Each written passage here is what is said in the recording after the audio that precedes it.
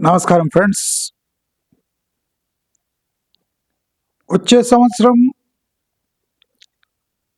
జాతకాల పరంగా, వచ్చే సంవత్సరం తన గుణం పరంగా చాలా మందికి కీడే జరుగుతుంది కానీ మేలు జరగదు అని మనకు తెలుస్తుంది. జాతక పరంగా మనము పెద్దగా పట్టించుకోవాల్సిన అవసరం లేదు. కానీ ఆర్థిక స్థితిగతులు, భూగోళిక స్థితిగతులు,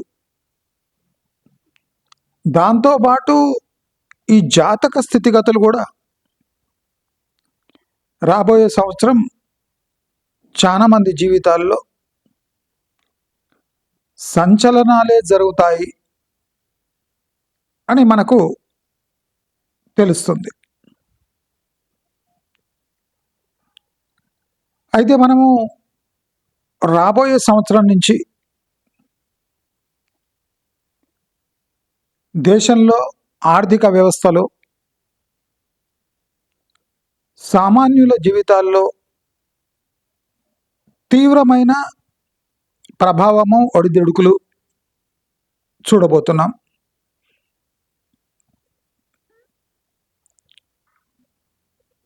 మనం గత 30 ఏండ్లుగా వేటిపై ఆధారపడి బతుకుతున్నామో వచ్చే సంవత్సరం నుంచి మనం వేటిపై ఆధారపడుతున్నామో దాంట్లో 60% మార్గాలు మనకు ఇక పనికిరావు. అంటే we have to find a new way out to make a living. గత 20-25 సంవత్సరాలుగా సాఫ్ట్వేర్ సెక్టర్ చాలా మందిని ఆదుకుంది. ఆ సెక్టర్ దేశాన్ని ఒక స్థాయికి తీసుకుపోయి వన్ ఆఫ్ ది ఎమర్జింగ్ ఎకానమీస్గా నిలబెట్టింది. గత 10 ఏండ్లుగా సాఫ్ట్వేర్ సెక్టర్ క్షీణిస్తున్నా, దానికన్నా ముందు 15 ఏండ్లు అది చూపిన ప్రభావం వల్ల గత 10 ఏండ్ల నుంచి అది క్షీణిస్తున్నా చాలా మంది ఆ రియాలిటీని ఒప్పుకోలేక ఇంకా అంతా బాగానే ఉంది అనే ఒక భావనతో బ్రతుకుతూ ఉన్నారు. వాళ్లకు అనేక రూపాల్లో నెగటివ్ సమాచారం అందుతున్నా ఆ సమాచారాన్ని కావాలనే విస్మరించి అసలు ఏమీ కానట్టు నాటకీయ జీవితాలను గడిపేస్తూ ఉన్నారు. ప్రభావం తీవ్రంగా ఉన్న దాని గురించి డిస్కస్ చేస్తే అంటే వాళ్ళ కాన్ఫిడెన్స్ లెవెల్ ఎక్కడ డ్రాప్ అయిపోతుందో అని, సమాజంలో చులకన భావన ఎక్కడ పెరుగుతుందో అని భయానికి అంతా బాగుంది, పర్వాలేదు, పెద్ద మార్పు లేదు, మేము సేఫ్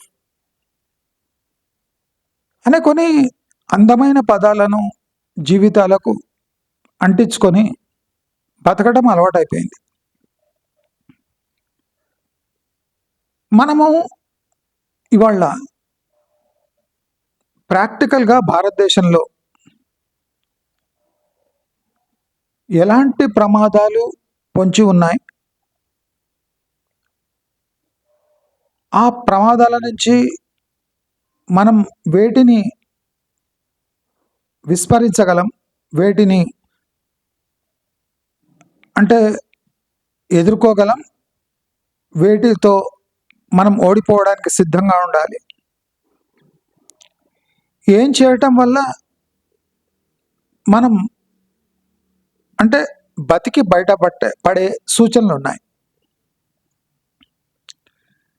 ఒకటి మనం గమనించాలి, రాబోయే సంవత్సరం నెక్స్ట్ 3 సంవత్సరాల ఫౌండేషన్ వేస్తుంది. అందరూ గమనించాలి, రాబోయే సంవత్సరం ఆ తర్వాత వచ్చే 3 సంవత్సరాల బేస్మెంట్ లాగా పనిచేస్తుంది, ఫౌండేషన్ లాగా పనిచేస్తుంది. ఇది చాలా ముఖ్యం, అందరు గమనించాలి. నేను ఆషామాషిగా ఏదో మాట్లాడతలేను. నా దగ్గర ఉన్న సమాచారంలో కేవలం 10-20% మీతో షేర్ చేసుకుంటున్నా, అది మ్యాక్రో లెవెల్లో. మైక్రో లెవెల్లో సిచ్యువేషన్ చాలా గంభీరంగా మారనుంది. అందరూ తమ స్థితిగతులను బేరీజు వేసుకొని తమకు అనుకూలంగా సిచ్యువేషన్స్ని మార్చుకోవాల్సి వస్తుంది. ఇన్నాళ్ళు అందరూ ఏమి చదివినా ఏం చేసినా సాఫ్ట్వేర్ అనే ఒక టార్గెట్ పెట్టుకొని ఎలా పోయారో అలా వచ్చే సంవత్సరం నుంచి కుదరదు. దీనికోసం సిద్ధమైపోవాలి, వాళ్ళు ఎంత పోటుగాళ్ళైనా సరే. ఇది నా తరఫు నుంచి సూచన. అయితే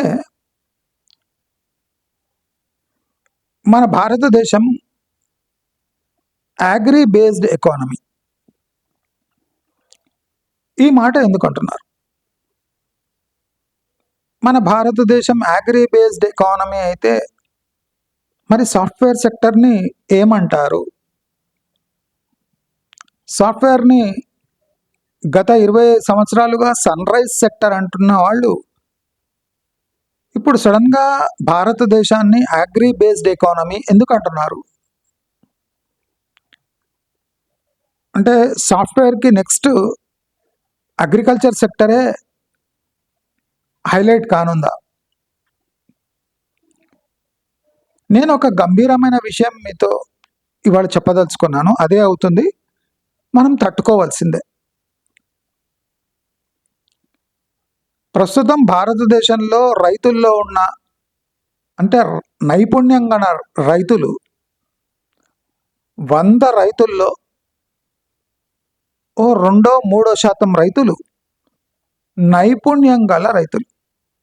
అంటే ఎలాంటి ఒడిదుడుకులైనా తట్టుకొని ముందుకు వెళ్ళే సామర్థ్యం గల రైతులు వాళ్ళు.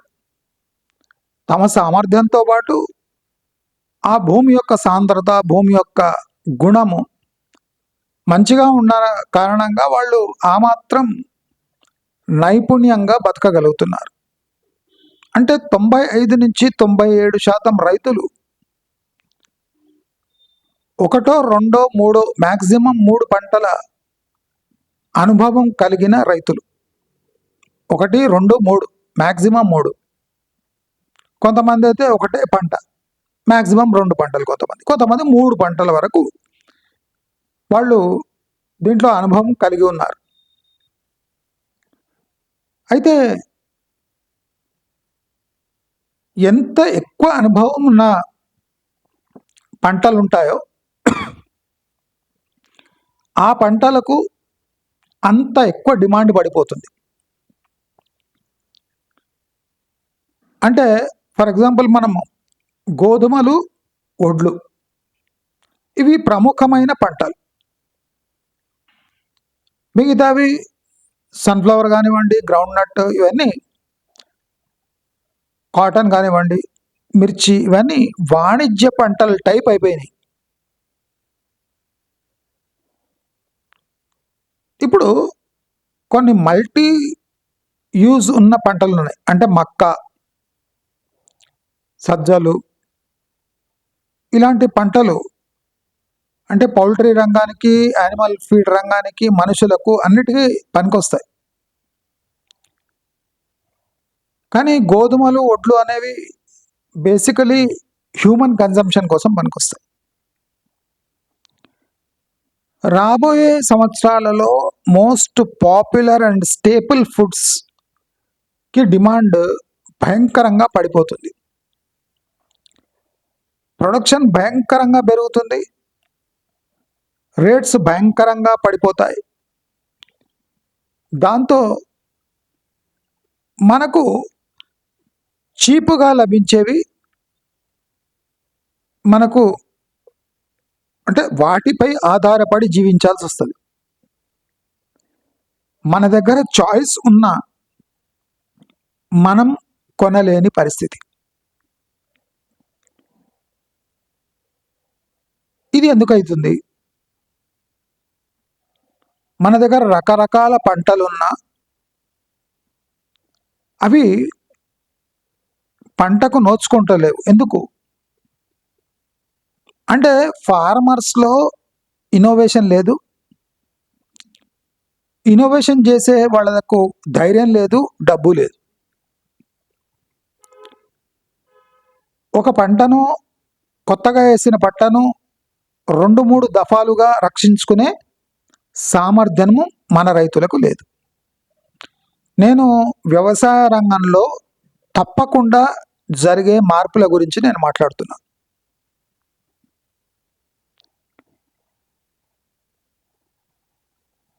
ఆశ్చర్యకరమైన కొన్ని పరిణామాలు రాబోయే 3-4 సంవత్సరాల్లో జరగనున్నాయి. గమనించండి. ఆదాయ వనరులు తగ్గిన భారతదేశంలో చీపెస్ట్ మోడ్లో బతికే ఎన్నో అంశాలు, సదుపాయాలు ఉన్నాయి.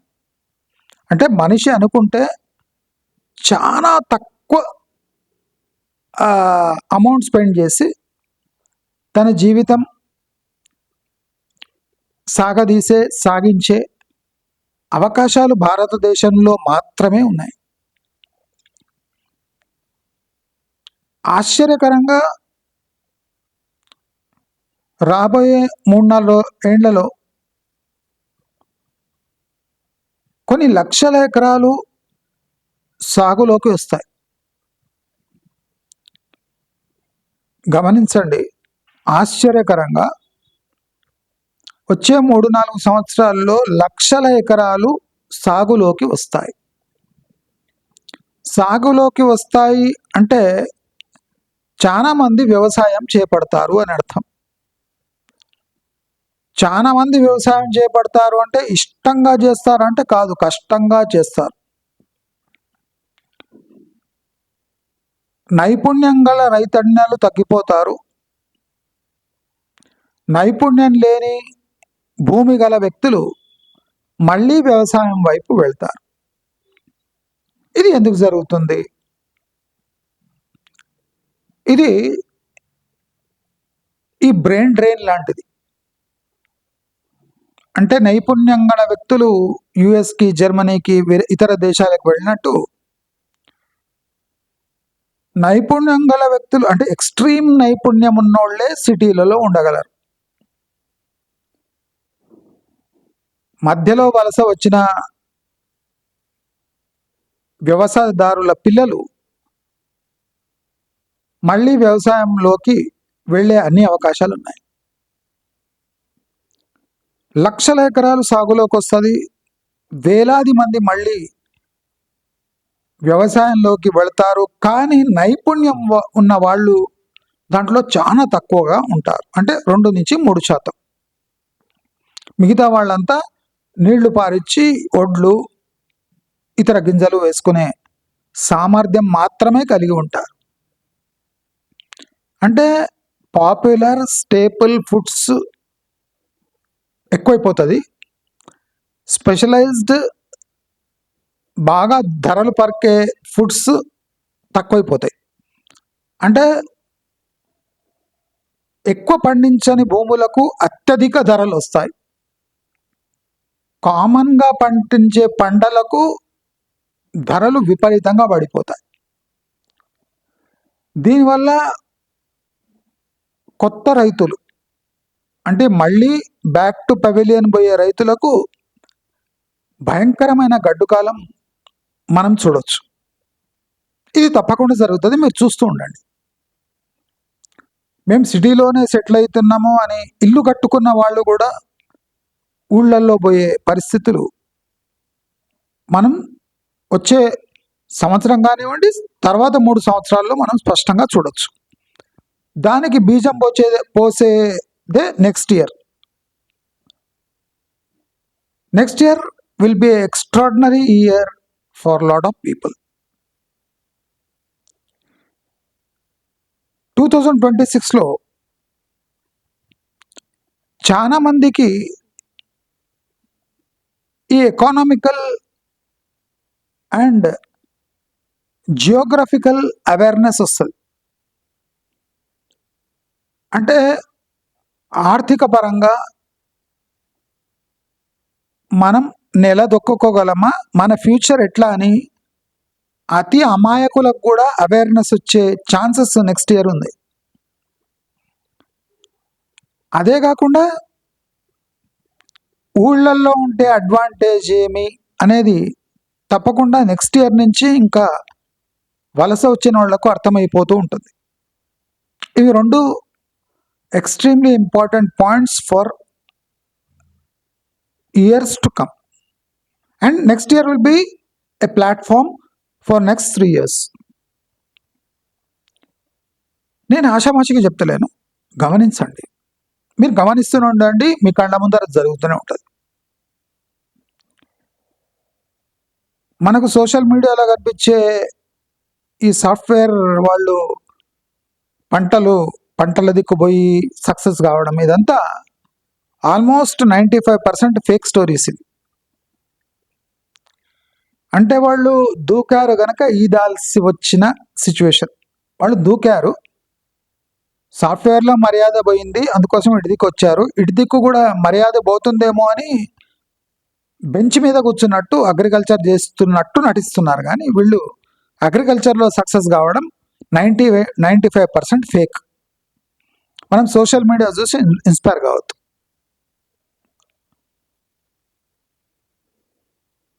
రాబోయే సంవత్సరాలలో వాటర్ స్కేర్సిటీ తగ్గి, అంటే ఊర్లలో వాటర్ స్కేర్సిటీ తగ్గి విపరీతమైన పంటలు పండే అవకాశాలు ఉంటాయి. వ్యవసాయ రంగంలో అద్భుతమైన, అంటే ఎవరికి వస్తాయంటే ఏ రైతన్నలు తాము పండించిన పంటను వివిధ రకాలుగా ప్రాసెస్ చేసి అమ్ముకోగలరు. ఈ వడ్లతో పేలాలు చేయడం, వడ్లతో అంటే బియ్యంతో పిండి పట్టియడం, బియ్యంతో రవ్వ తయారు చేయడం. అంటే వాళ్ళు ఏం పండిస్తారో అది పంట ఎంఎస్పి ప్రకారం అమ్ముకుంటే వాళ్ళకి దక్కేది ఏం లేదు, చస్తూ బతుకుతూనే ఉంటారు. కానీ వాళ్ళు పండించిన పంటకు వివిధ రూపాలు దిద్ది ఎవరు అమ్ముకోగలరో వాళ్ళే నిజమైన రైతులు అనిపించుకుంటారు. రాబోయే 4 సంవత్సరాల గురించి నేను మాట్లాడుతున్నాను. వ్యవసాయం చేసి వడ్లు అమ్ముకున్నటువంటి వాడికి గిట్టుబాటు అవుతుందో లేదో, గిట్టుబాటు కాదు అయినట్టు నటిస్తూ వాళ్ళ బియ్యం వాళ్ళే తింటూ ఉండిపోవాలి. మనం గమనించాలి, ప్రపంచంలో జనాభా పెరుగుతుంటే, కొంతమంది ఆదాయాలు పెరుగుతుంటే, ఆ కొంతమంది లక్షలాది మందిని బతికిచ్చే కెపాసిటీ జనరేట్ అవుతుంది.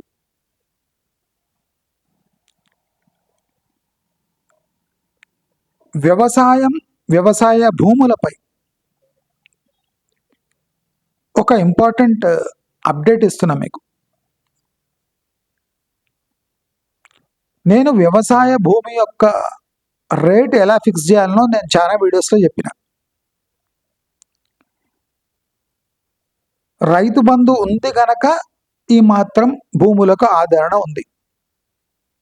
రేపు డిజిటల్ సర్వే వల్ల వేలాది ఎకరాలు రైతు బంధుకు అనర్హత సాధించి వాటికి రైతు బంధు రాదు. అంటే మీరు రైతుగా ప్రూవ్ చేసుకోవాలంటే మీరు మీ పంట పొలాలకు పోయి అట్లీస్ట్ కౌలుకిచ్చి అక్కడ పంటలు వేపించే మీకు దమ్ముంటే మీరు రైతుగా సక్సెస్ఫుల్ అవుతారు. నేను బీడుగా పెట్టి దానిపై రైతు బంధు కావాలంటే రాబోయే రోజుల్లో అది పాసిబిలిటీ లేదు అని మనకు ఆల్రెడీ తెలుస్తుంది, ఈ డిజిటల్ సర్వే మ్యాపింగ్. అయితే మనం ఒకటి గుర్తుపెట్టుకోవాలి, ఎలాంటి బలమున్న రాజకీయ నాయకులు వచ్చినా, ఎలాంటి బలమైన రాజకీయ శక్తులు రాష్ట్రాన్ని ఏలుతున్నా, దేశాన్ని ఏలుతున్నా, రైతులు పండించే పంటలకు తప్పకుండా దళారీ సిస్టమ్ ఉండే వరకు రైతులు బాగుపడే అవకాశం లేదు. ఈ దళారీ సిస్టమ్ రైతుల సోమరితనం వల్లే డెవలప్ అయింది. రైతుల్లో ఉండే అంతర్గత విభేదాలు, కక్షలు, కుళ్ళు వల్ల సంఘాలుగా ఏర్పడలేక కొట్టుకొని చచ్చి దళారుల చేతిలో మోసపోవటం అది సహజము, అది జరుగుతూనే ఉంటుంది. ఎప్పటి వరకు కోఆపరేటివ్ సిస్టమ్ అనేది రైతుల్లో డెవలప్ కాదు, ఎప్పటి వరకు రైతు తన గురించి కాకుండా ఇతర రైతుల గురించి కూడా ఆలోచించే యోగ్యత పెంచుకోడు, అప్పటి వరకు దళారీ సిస్టమ్ ఉండే ఉంటుంది. అయితే ప్రాబ్లం ఏమొస్తుందంటే ఈ దళారీ system, chain system, even cooperative సిస్టమ్స్లో కూడా భారీ మోసాలు జరుగుతాయి. నేను చెప్పదలుచుకుంది ఏమంటే ప్రతి రైతు తన స్వయం కృషితో వాణిజ్యంగా ఎదగాలి. అంటే అగ్రో బేస్డ్ ఇండస్ట్రీస్ ఉన్న farmer will be in a better position.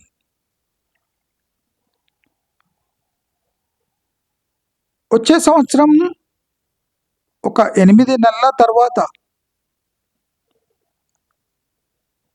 ఫలానా ఆదాయం ఉన్న రైతులకు ట్యాక్స్ పడే సూచనలు మనకు భారీగా కనిపిస్తున్నాయి.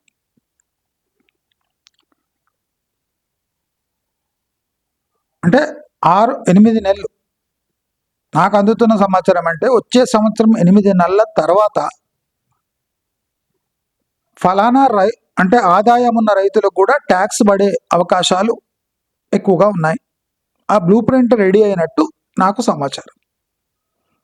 అది దమ్మున్న పని, ఈజీ పని కూడా.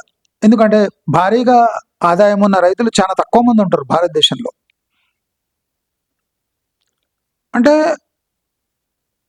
ఈ భారీ ఆదాయం ఉన్న వాళ్ళు ట్యాక్స్ బ్రాకెట్లో వచ్చే అన్ని అవకాశాలు వచ్చే సంవత్సరం ఉన్నాయని నాకు సూచన. ఆశ్చర్యం ఏమంటే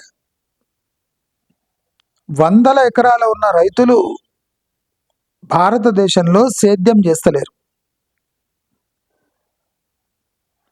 ఈ 100 ఎకరాల్లో సేద్యంకి అనువుగా ఉన్న చాలా మంది ఆ ల్యాండ్ని బీడుగా ఉంచుతున్నారు, కానీ సేద్యానికి ధైర్యం చేస్తలేరు. దీనికి చాలా కారణాలు కూడా ఉన్నాయి. అంటే భారీగా ఆదాయం రావాలంటే భారీగా భూములు ఆధీనంలో ఉండాలి. ఒకటేమంటే చిన్న రైతు ఒక వాణిజ్యపరంగా తాను డెవలప్ అయితే, ఒక 2 నుంచి 5 ఎకరాలు ఉన్న రైతు భారీగా లాభాలు పొందే అవకాశాలు వచ్చే సంవత్సరం నుంచి నిండుగా ఉన్నాయి. అయితే ఊళ్ళల్లో ఉన్న వాళ్ళు ఎలాగో బతికి గట్టెక్కే అవకాశాలు ఉన్నాయి. కానీ సిటీలో ఉన్న వాళ్లకు వచ్చే సంవత్సరం నుంచి భారీ నిరాశ, నిస్పృహ, పట్టణాల పట్ల విరక్తి, ఉద్యోగాల పట్ల అసహ్యము, ఆదాయాలు పెంచుకోలేక ఇక్కట్లు, చదువు పరంగా, హెల్త్ పరంగా ఇబ్బందులు, వాటిని మెయింటైన్ చేయలేక ఇబ్బందులు.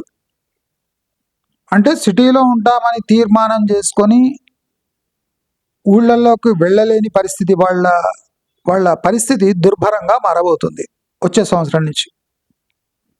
ఇది ఖచ్చితం. ఇది ఎందుకు జరుగుతుంది? దీనికి పరిష్కారాలు లేవా అంటే, సిటీలో ఆలోచన ధోరణి బట్టి ఆదాయ మార్గాలు ఉంటాయి. సిటీలో open demand, hidden demand and created demand అని 3 రకాల డిమాండ్స్ ఉంటాయి. ఈ 3 రకాల డిమాండ్స్లో ఏదో ఒక్క డిమాండ్ అన్నా మనం పట్టుకోగలిగితే, అది సర్వీస్ చేయగలిగితే సిటీలో కూడా మనం హాయిగా బతికే అవకాశాలు ఉన్నాయి. అందరూ అవలంబిస్తున్న స్ట్రాటజీ, అందరూ అవలంబిస్తున్న పోకడలు, అందరూ అడాప్ట్ చేసుకున్న మెథడ్స్ మనం కాపీ చేసామంటే ఫెయిల్యూర్ తప్పదు. ఈ కామన్ స్పెషలైజ్డ్ స్కిల్ లేని వాళ్లకు రాబోయే 4 సంవత్సరాలు చాలా కష్టంగా ఉంటుంది. టెక్నాలజీతో పాటు ఏఐ విజృంభిస్తుంది. సాఫ్ట్వేర్ రంగమే కాక అన్ని రంగాల్లో 5 నుంచి 80% ప్రభావం ఏఐ చూపిస్తుంది. ఏఐని కట్టడి చేయలేక ప్రభుత్వాలు అంటే అతలాకుతలం అయితే, ఏఐని ఫాలో చేసి కేవలం 10-20% మంది లాభపడతారు. దాని ప్రభావం 80% ఉంటుంది, కానీ లాభపడేటోడు 10-20% మంది. అంటే 70% ఏఐ ప్రజలను జాబ్స్ లేకుండా, ఆదాయాలు లేకుండా చేయడానికే పనికొస్తుంది.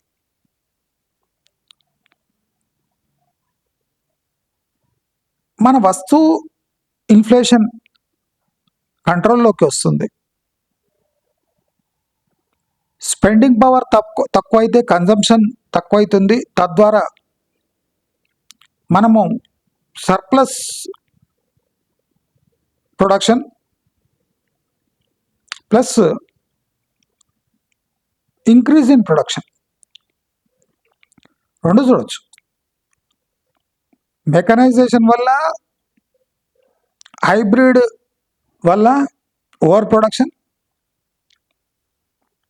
ఇండస్ట్రియల్ మెకనైజేషన్ వల్ల జాబ్స్ తక్కువ, ప్రొడక్షన్ ఎక్కువ, కన్జంప్షన్ డ్రాప్ కావడం వల్ల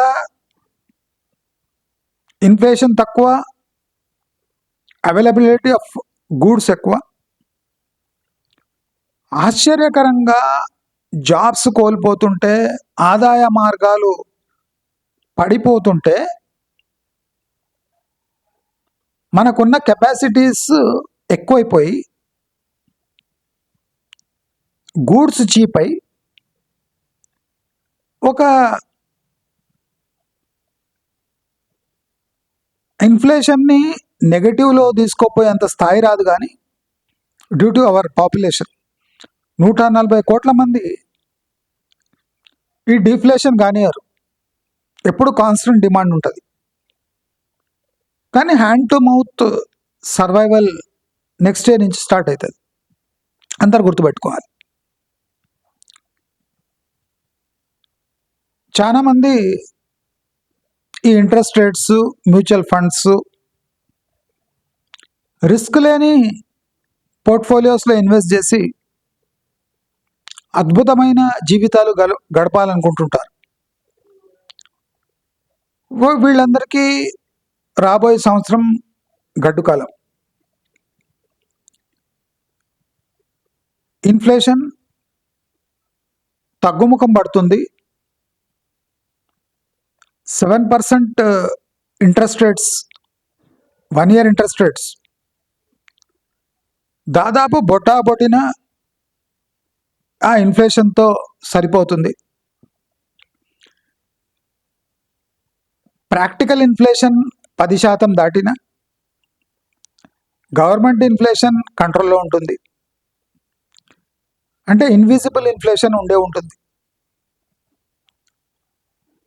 అన్ని ధరలు తక్కువ ఉన్నట్టు కనిపించినా బతకలేని పరిస్థితి. అది ఎలా ఉంటుంది అంటే ధరలు కనిపించకుండా పడుతున్నా మన అవసరం వచ్చిన ధరలు మనకు దక్కవు. అంటే దేంట్లో మనకు తక్కువ ధరలు కావాలో అక్కడ దక్కవు. ఖర్చులు ఒకవైపు అనవసరపు ఖర్చులు పెట్టవలసి వస్తుంది, అవసరమైన వాటికి డబ్బులు ఉండవు. ఇది ఒక పెక్యులర్ సిచ్యువేషన్ మనం నెక్స్ట్ ఇయర్ నుంచి మన జీవితాల్లో చూస్తాం. కొన్ని ఖర్చులు ఆపుకోలేని ఖర్చులు, కంట్రోల్ లేని ఖర్చులు. చాలా విచిత్రంగా ఉంటుంది సిచ్యువేషన్.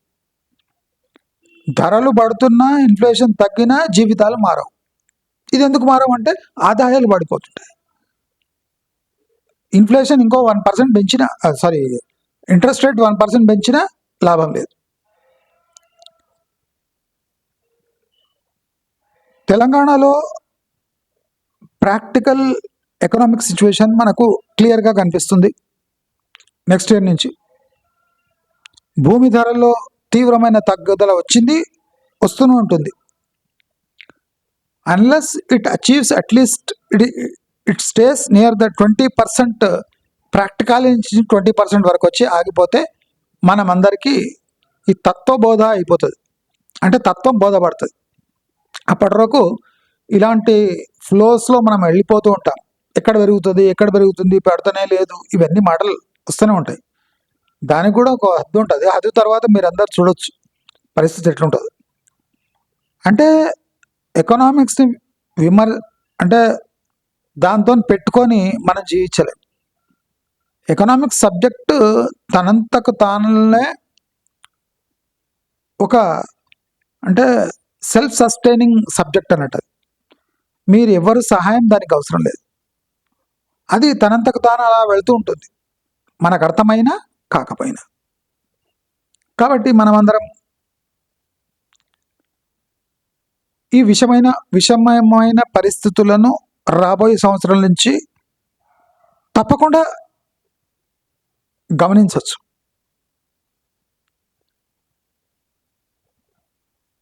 తీవ్రమైన ఈ ఎడ్యుకేషన్ ఖర్చులు రాబోయే 3 సంవత్సరాల్లో ఒక 10-20% తగ్గవచ్చు గవర్నమెంట్ ఒత్తిడి వల్ల. డ్యూ టు సమ్ రిఫార్మ్స్, ఏదో ఒక రిఫార్మ్స్ వస్తాయి. ఆ రిఫార్మ్స్లో మనం కూడా పాల్గొంటే డెఫినెట్లీ ఎడ్యుకేషన్ ఖర్చులు మనం తగ్గించుకోవచ్చు. అంటే మన ధోరణిపై, ప్రభుత్వం యొక్క ఒత్తిడిపై, రెండింటితో ప్రభావం కారణంగా ఎడ్యుకేషన్ ఎక్స్పెన్సెస్ ఒక 10-20% తగ్గే అవకాశాలు ఉన్నాయి. అంటే హైఫైగా జీవించేటోళ్ళ గురించి నేను మాట్లాడతలేను, నార్మల్ మిడిల్ క్లాస్ వాళ్ళ గురించి మాట్లాడుతున్నాను. చాలామంది అంటే క్వాలిఫైడ్ పీపుల్ బతకడానికి ఇబ్బందులు ఫేస్ చేస్తారు. నేను ఎప్పుడూ చెప్తున్నా మీకు, ఈ స్విగ్గీ, జొమాటో ఇలాంటివి తగ్గుదల అవుతాయి. ఇలాంటి వందల సంస్థలు స్విగ్గీ జొమాటో లాంటి పుట్టుకొస్తాయని చెప్పిన. ఇప్పుడు మీరు చూస్తుండొచ్చు, స్విగ్గీ జొమాటో స్ట్రైక్ వెళ్ళిపోయినారు, బికాస్ గిట్టుబాట్లు అయితే లేదట. మనం ఏమంటాము, స్విగ్గీ జొమాటో వాళ్ళు నెలకు 30,000 సంపాదిస్తున్నాం అని అంటారేమో లేదా. 15,000 to 30,000 పార్ట్ టైం వర్క్ చేసి వీళ్ళు సంపాదిస్తున్నామని మనం షార్ట్స్లో అక్కడిక్కడ చూస్తుంటాం. అంటే ప్రాక్టికల్గా అట్లా లేదు. అది ఎందుకు లేదు అంటే, మినిమం క్వాలిఫికేషన్ నుంచి మ్యాక్సిమం క్వాలిఫికేషన్ ఉన్నవాళ్ళు, సాఫ్ట్వేర్లో బెంచ్ మీద ఉన్నవాళ్ళు, సాఫ్ట్వేర్ జాబ్ కోల్పోయిన వాళ్ళు కూడా స్విగ్గీ జొమాటో వర్క్ చేస్తున్నారు. అంటే that is the easiest work you can find at present in any city. Town కాదు, సిటీ.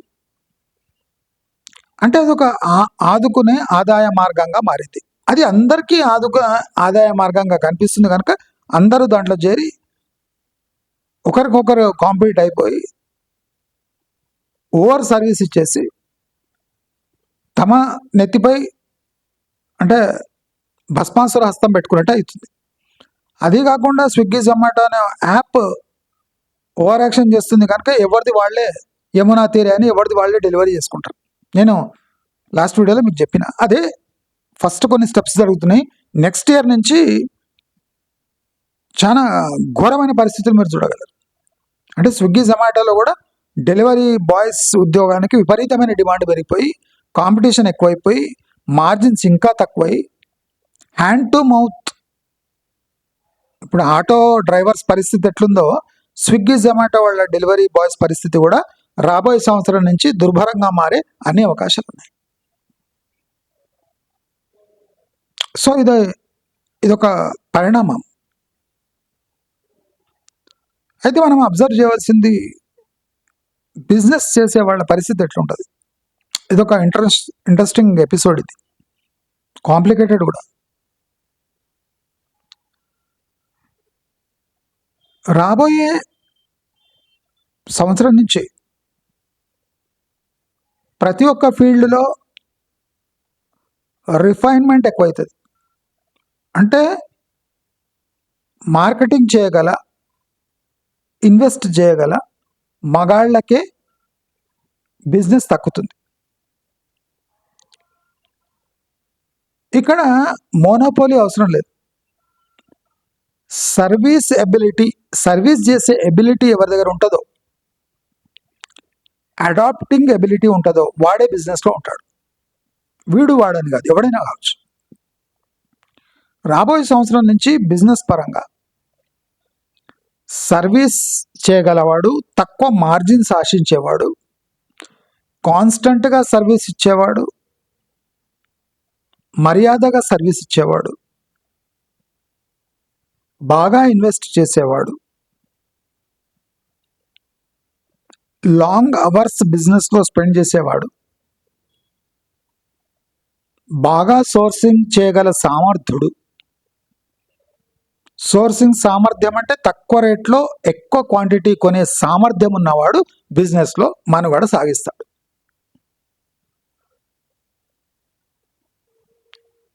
తక్కువ పెట్టుబడితో వ్యాపారాలు చేయొచ్చు. తక్కువ పెట్టుబడి పెట్టినప్పుడు తక్కువ మందికి సర్వీస్ చేసి అతి తక్కువ మార్జిన్తో చేయగలిగితే మీరు వ్యాపారంలో ఉంటారు. ఎందుకంటే ఎక్కువ పెట్టుబడి చేసే వ్యాపారంలో కాంపిటీషన్ తక్కువ ఉంటుంది. తక్కువ పెట్టుబడి చేసే వ్యాపారాల్లో కాంపిటీషన్ ఎక్కువ ఉంటుంది. ఎందుకంటే తక్కువ పెట్టుబడి అంటే అందరు పెడతారు, ఒకరి చుట్టూ ఒకడు పట్టుకొని కొట్టుకుంటుంటాడు. అది ఎక్కువ పెట్టుబడి వ్యాపారం అంటే దానికి కొంతమంది ఉంటారు, వాళ్ళకు కొద్ది బిజినెస్ దొరుకుతుంది, వాళ్ళ క్లయింట్స్ వాళ్ళకు ఉంటారు కనుక వాళ్ళు బతికిపోతారు. ఇదే డిఫరెన్స్ వాళ్ళకు మీకు. సో వ్యాపారం చేసే కాంక్ష ఉన్న వాళ్ళు పెరిగి ఎక్కువ శాతం ఫెయిల్ అయ్యే అవకాశాలు వచ్చే సంవత్సరం నుంచి ఉన్నాయి. అంటే కాంక్ష ఉంటుంది కానీ మెథడ్ తెలియదు, ధైర్యం ఉండదు, పెట్టుబడి ఉండదు, మార్కెట్లో కన్ఫ్యూజన్ ఉంటుంది. కాన్స్టెంట్ ప్రోడక్ట్ చేంజ్ అవుతుంటే దాంతో కాంపీట్ కాలేక, దాన్ని మెయింటైన్ చేయలేక చాలామంది బిజినెస్లో లాస్ అయ్యే అన్ని ఛాన్సెస్ ఉన్నాయి. అంటే business remains with those people who can either invest heavily in that business or be innovative or have capacity to service their clients in a different ways. నూతనంగా కొత్తగా సర్వీస్ అందించగలిగిన వాళ్ళు ఈ బిజినెస్లో ఉంటారు. ఇది కొస మెరుపు. మనమందరము చాలా జాగ్రత్తగా ఉండాలి.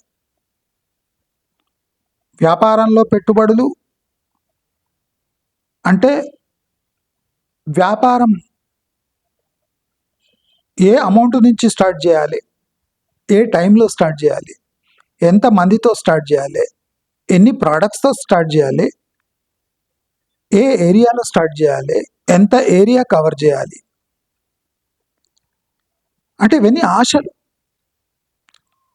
ఆశలు ప్రాక్టికల్గా పాసిబులా, నీ శక్తి ఏమి, నీ స్థాయి ఏమి, నీ స్కిల్ ఏమి, ఈ మూడు నీ ఫ్యూచర్ బిజినెస్ని డిసైడ్ చేస్తాయి.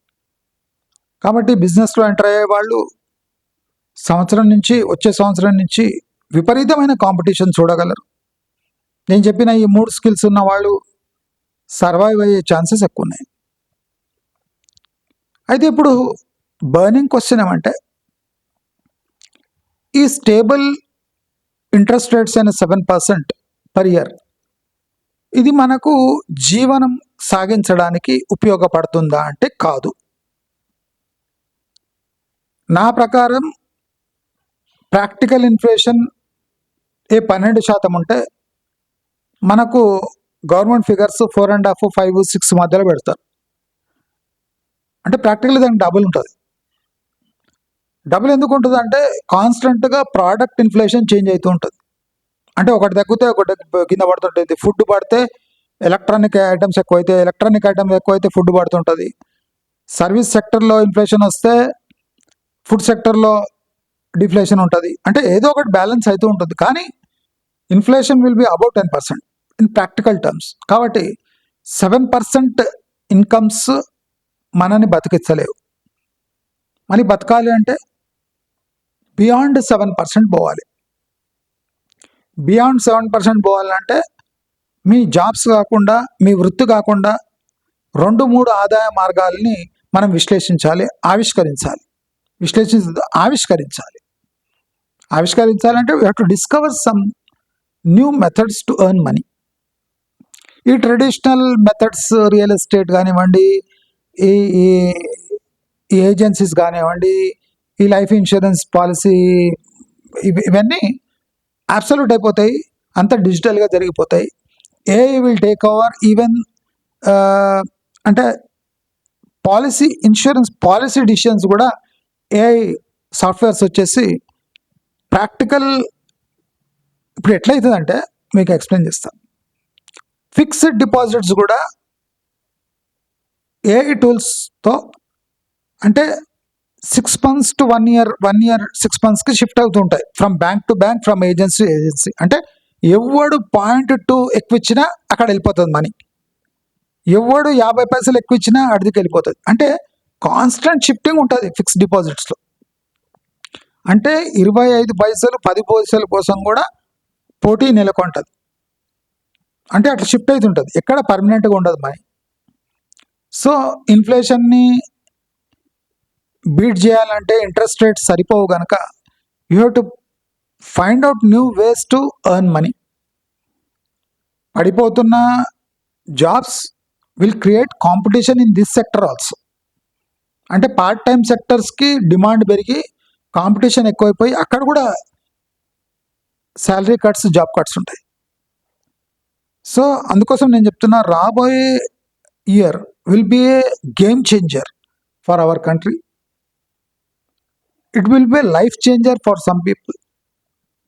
It will destroy lives of 70% of people. So మనమంతా ఇది దృష్టిలో పెట్టుకొని మన ఆదాయ మార్గాలు, మన కెపాసిటీ, మన స్కిల్స్, మన ఓపికలు పెంచుకోవాలి. లేకపోతే survival is almost impossible from next year. అంటే సాధారణ మనుషులకు చెప్తున్నా, extraordinary people will survive, that is not a problem. ఇప్పుడు భూస్వాములు ఉన్నాయి, 20-30 ఎకరాలు ఉన్నాయంటే అట్లీస్ట్ వాడు నేను చెప్పినా కదా, అందరు ఊర్లోకి పోయి ఏదో ఒకటి పంట వేసుకొని బతికేస్తారు. కానీ అర్బన్ లైఫ్ లీడ్ చేసేటోళ్ళకు, ఆప్షన్ లేని వాళ్ళకు మాత్రం నెక్స్ట్ ఇయర్ నుంచి పెద్ద సవాళ్ళు ఎదుర్కోబోతున్నారు అని అందరికీ హెచ్చరిస్తూ, సూచిస్తూ, దీనికోసం మెంటలీ ప్రిపేర్ కాండి అని అందరికీ ఒక సూచన ఇస్తూ ముగిస్తున్నాను. నమస్కారం.